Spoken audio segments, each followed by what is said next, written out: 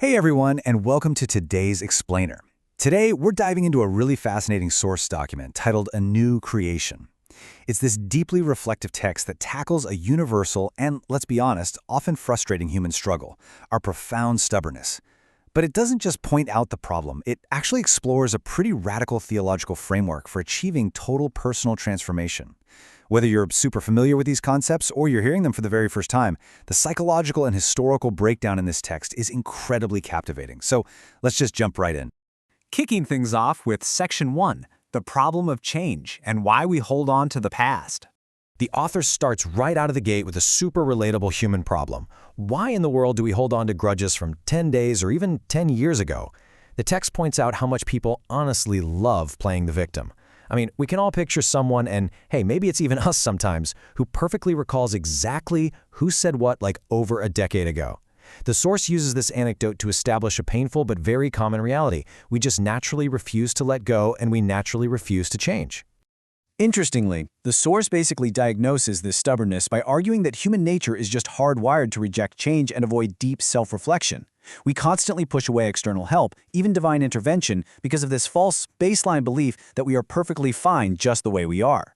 The author notes that people almost never self-reflect unless they're absolutely forced to by outside pressure. Essentially, the mindset is, look, I'm good. I certainly don't need a God interfering in my life.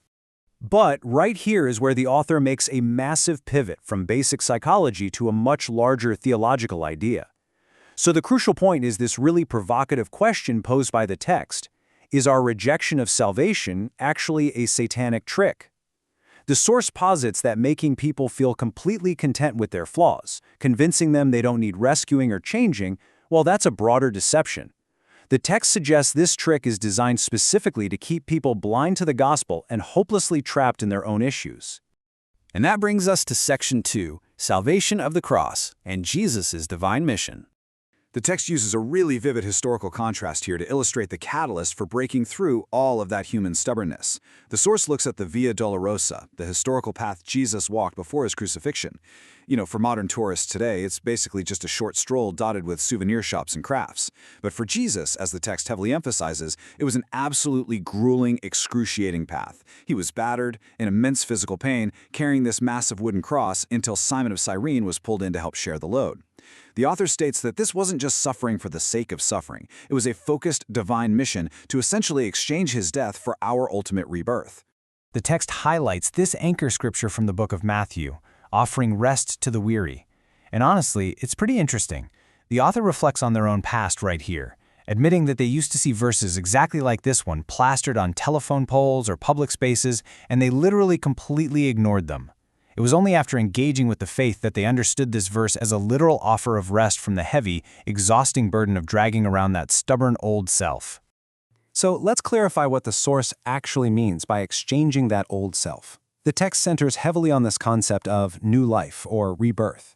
It defines this as a profound transformation and renewal of a person achieved strictly through divine grace. We're not talking about a minor self-improvement project here. It is about entirely replacing that old, stubborn, grudge-holding self. It's basically a complete overwrite of the system. Moving right along to Section 3, Paul's new life and his extreme transformation. The text builds its case using a specific historical case study, the Apostle Paul. The source presents this incredible, extreme contrast. On one side, you have his old self, a fierce, frankly violent persecutor of early Christian believers. And on the other side, his new self, someone who completely and totally devoted his life to preaching the very message he used to viciously attack. The text points to him as the absolute quintessential example of this rebirth in action. Paul chalked this radical 180-degree turn entirely up to grace. The text uses this quote, "But by the grace of God, I am what I am." The source emphasizes that because Paul was fully reborn in the light, his perspective completely shifted. I mean, he willingly endured immense hardship, constant threats to his life, and heavy burdens for the rest of his days, and the wild part is, he did it gladly. The text argues that only a true, fundamental rebirth could cause someone to embrace such a difficult path with actual joy.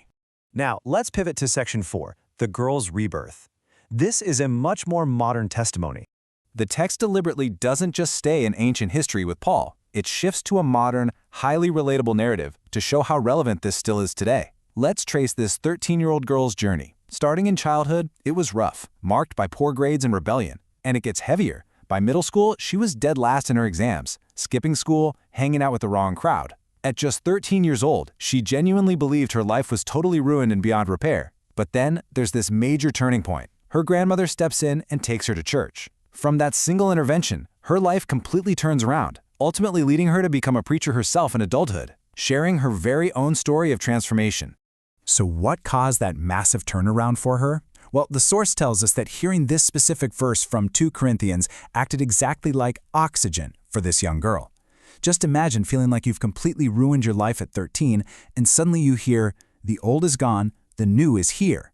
It instantly revived her hope. The text presents this exact moment as the ultimate catalyst for her new life, basically proving that no matter how far down the spiral you go, a clean slate is actually possible. And finally, we reach Section 5, Path of Sanctification, a lifelong journey. Okay, so the crucial point the author makes next is what happens after this initial burst of rebirth. The text introduces the concept of sanctification. It makes it absolutely crystal clear that this theological framework does not view transformation as some instant magic fix where all your problems just vanish overnight. Instead, sanctification is defined as an ongoing, difficult, but deeply meaningful lifelong journey of spiritual growth. It's a rigorous, gritty path modeled directly after the struggles and the ultimate purpose of Jesus. Let's map out the chronological steps of this spiritual worldview exactly as presented by the author. Step 1, it starts with opening the heart. That is the essential starting point. Step 2, experiencing that rebirth we just talked about, which brings a flood of new hope. Step 3, committing to walk that difficult path of sanctification, enduring the hardships because they actually have meaning now. And finally, Step 4, continuing that journey relentlessly. The author notes there is no earthly finish line to this growth. It continues until Jesus returns. It's a lifelong commitment to moving forward. Which brings us to a really compelling final thought based on today's text. The source argues so strongly and provides both historical and modern examples for this deep human capacity for total renewal. So the question the text ultimately leaves us grappling with is this: if absolute transformation really is possible, what is holding us back from our own new beginning? Are we just stubbornly clinging to our old selves, or are we finally ready to step into something new? It's a truly fascinating framework to reflect on. Thank you so much for joining me on this explainer, and I will see you on the next one.